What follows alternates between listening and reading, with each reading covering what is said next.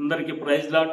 మరణత పరిశుద్ధ గ్రంథము కీర్తన 27వ అధ్యాయం 4వ వచనంలో వ్రాయబడినటువంటి మాట అండి.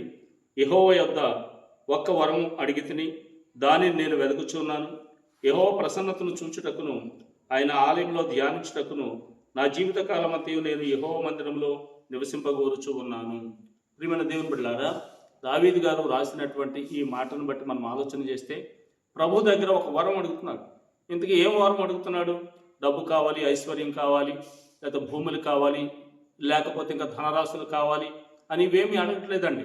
మరి ఏం అడుగుతున్నాడు ఆయనంటే, నా జీవిత కాలం అంతా కూడా ఆయన ఆలయములో నివసించాలి అని. అంటే దాని యొక్క ఉద్దేశం ఏమై ఉన్నది అనంటే, దేవునితో ఎంత సహవాసం చేస్తే, దేవునితో ఎంతగా మరి ప్రార్థన చేస్తే, దేవునితో ఎక్కువగా సమయాన్ని గడపగలిగితే దేవుడు ఉన్నతమైనటువంటి స్థితిని ఇస్తాడు అని దావీదు గారు గమనించిన వారై ఉన్నారు.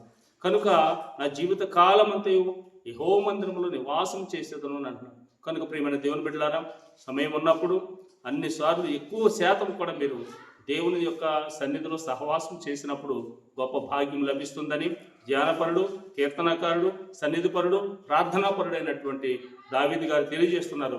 ఆ విధంగా మీరును దేవునితో ఎక్కువ సహవాసం కలిగి ఉండే భాగ్యము కలిగి ఉండాలని దేవుని సేవకునిగా మీకు తెలియజేస్తూ ఉన్నాను. God bless you.